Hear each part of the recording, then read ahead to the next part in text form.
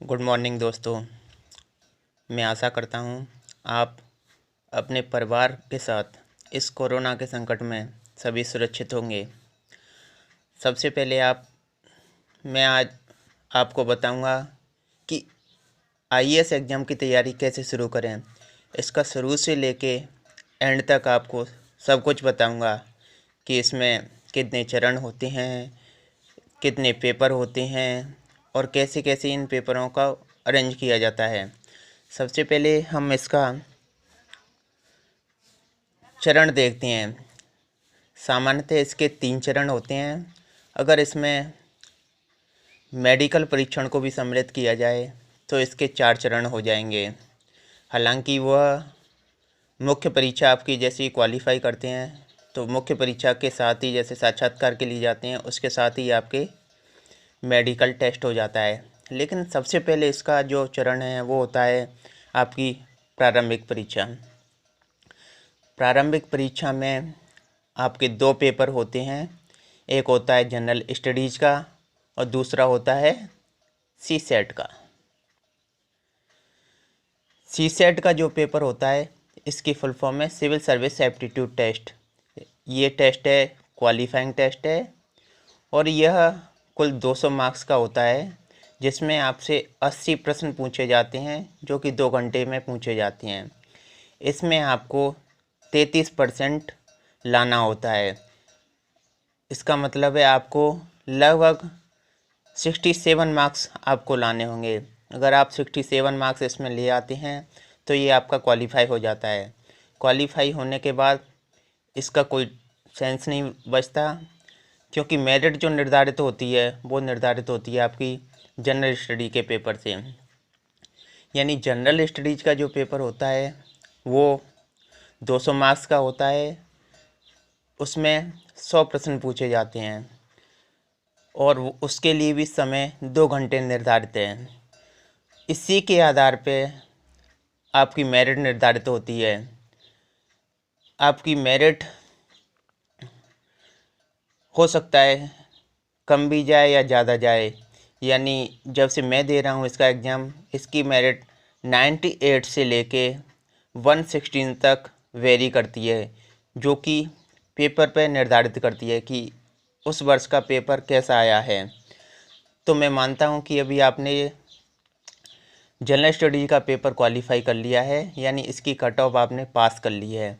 अब आते हैं हम मुख्य परीक्षा में। तो हम मुख्य परीक्षा में जानेंगे कि मुख्य परीक्षा होती है वो कितने मार्क्स की होती है और इसमें कितने पेपर होते हैं।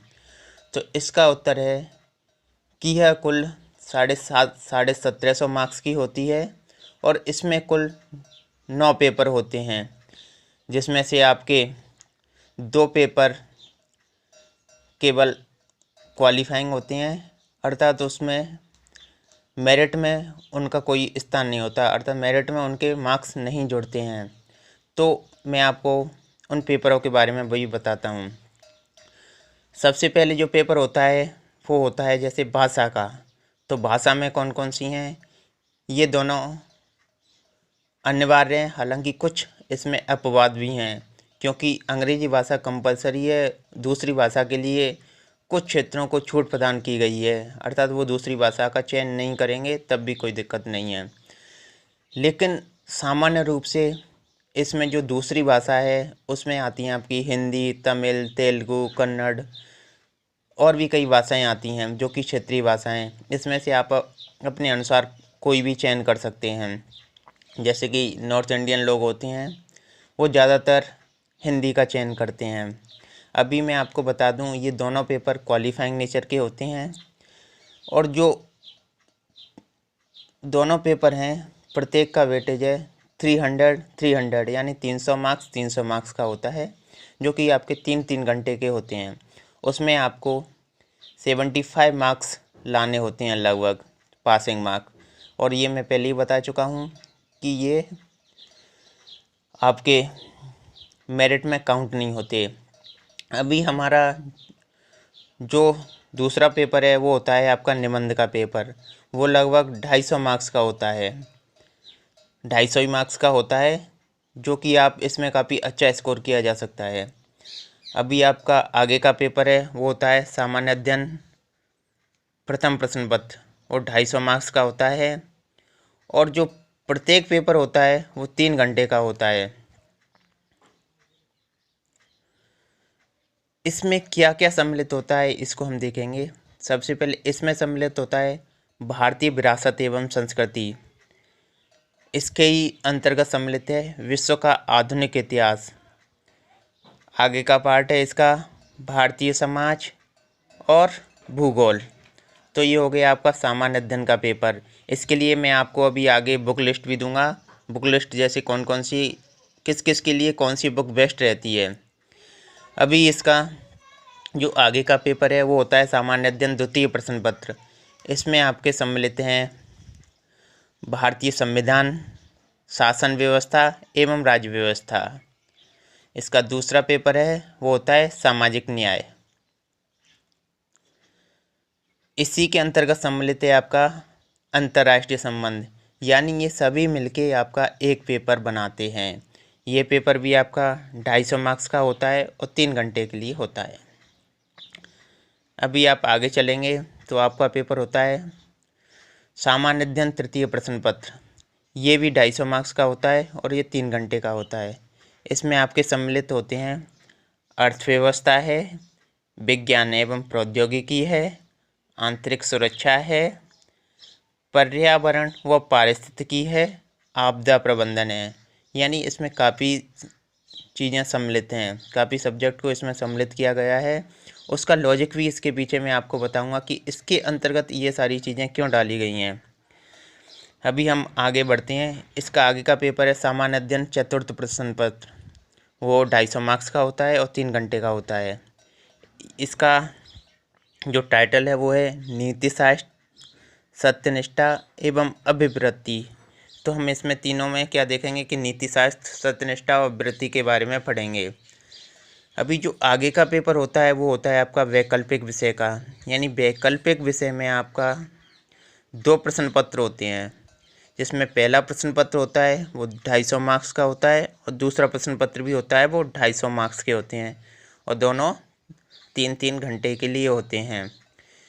तो इसका जब कुल वेटेज करते हैं मुख्य परीक्षा का तो वो आता है आपका 1750 मार्क्स।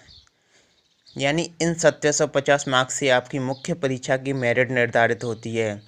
मुख्य परीक्षा में क्वालिफाइंग करने के बाद अब आप इसके तीसरे चरण साक्षात्कार के लिए पहुंचते हैं। साक्षात्कार 275 मार्क्स का होता है। यानी 275 मार्क्स प्लस 1750 मार्क्स ऐड होके बनते हैं 2025 मार्क्स। 2025 मार्क्स में से आपकी फाइनल कट ऑफ निर्धारित होती है।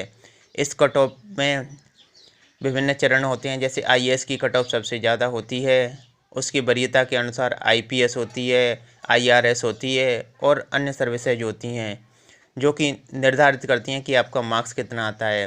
हालांकि जो प्रथम आईएएस के लिए जो भी कट ऑफ होती है और जो अंतिम जैसे जनरल कैटेगरी की जो अंतिम कट ऑफ होती है यानी लास्ट कट ऑफ होती है, उसमें काफ़ी वेरिएशन होता है। यानी आपको कुछ मार्क्स ही हो सकता है कि आईआरएस मिल जाए और कुछ मार्क्स से ही आप आईएएस के लिए सेलेक्ट हो जाए। तो ये आपको निर्धारित करता है। तो आप अच्छे से तैयारी करें, जितनी आप अच्छे तैयारी करेंगे उतनी ही आप इसमें बेटर कर पाएंगे। अभी हम दूसरे जो लेक्चर में हम आगे देखेंगे तो उसमें देखेंगे आपको कि इस एग्ज़ाम के लिए सब्जेक्ट वाइज कौन कौन सी बुक बेस्ट रहती हैं, कौन कौन से पेपर बेस्ट रहते हैं और हमें क्या अध्ययन करना चाहिए। Thank you.